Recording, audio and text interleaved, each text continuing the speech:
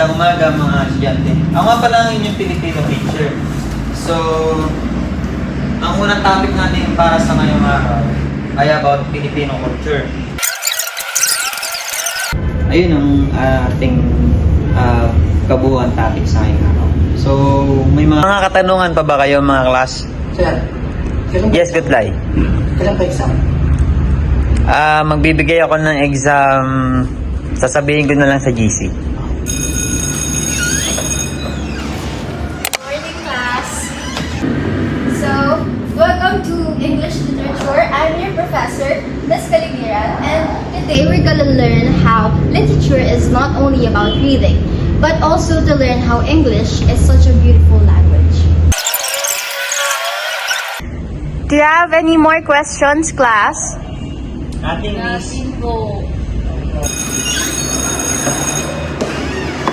Hello class, my name is John Axel Mercado and I'm your professor for Math Rules. And in today's topic, we will tackle about the apportionment. About apportionment is, let's say, mga votings. Okay guys, that's all for today. Thank you so much for listening. Good morning class. So today, for our English literature subject, we're going to learn about the famous writers, namely William Shakespeare, Jane Austen, and Charles Dickens. Okay, class, that's all for today.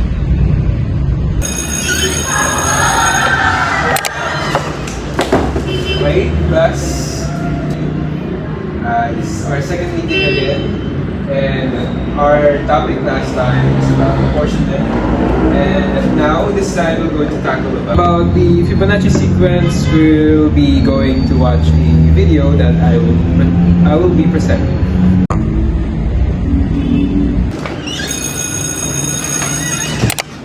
So, magandang umaga, class. Ngayon, ang pag-aaralan natin ay tungkol sa tradisyon ng mga Pilipino.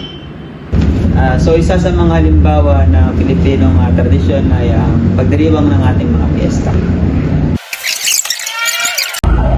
So, class, kung may mga naintindihan kayo sa topic natin, magbigay kayo ng iba't ibang mga halimbawa ng tradisyon natin. Okay, good time. Pasko sir, pwede ba yan? Tama. Galing. Ikaw na naman? So, yun lang. Ayun lang ang ating pag-aaralan sa ngayong araw.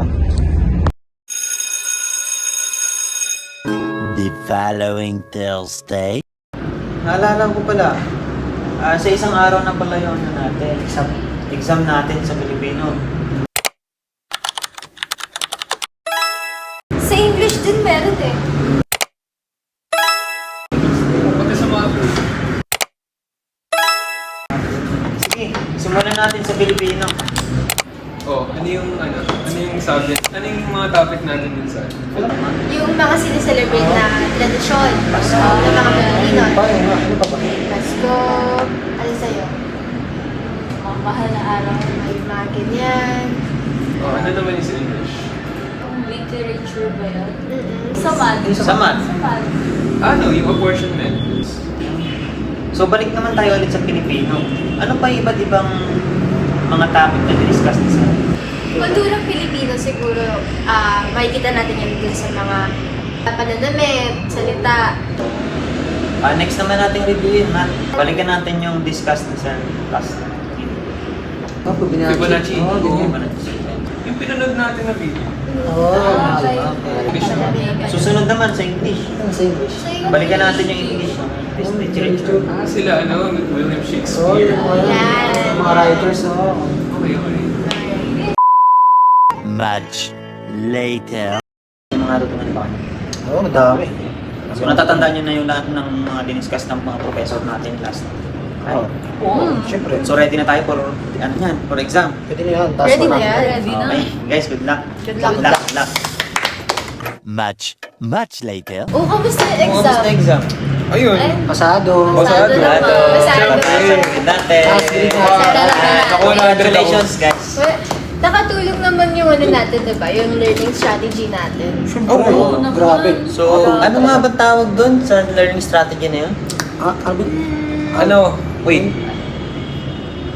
Interleaving. Ayun. Interleaving. Okay. Interleaving simply means mixing different topics while studying, instead of focusing on just one topic for a long time.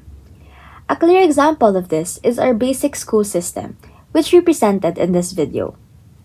Every day, students switch from math to English, then to Filipino. They don't stay in one subject for the whole day. They keep rotating. And when exams come, students also study different subjects at the same time, not just one. This is actually interleaving in action.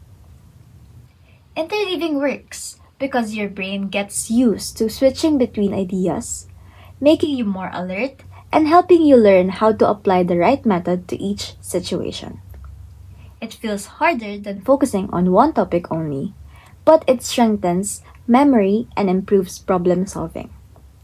So, in summary, interleaving is mixing subjects or skills just like our daily class schedule. It challenges the brain, but it leads to better learning and long-term understanding. Sabi nga ni Sir, diba? Pagka china-challenge mo yung utak mo, Mas mas matututo. gumaga. Oo. Yes, sir. Mas larong nag-iisip ang utak natin. Hey, hey, hey. Hey!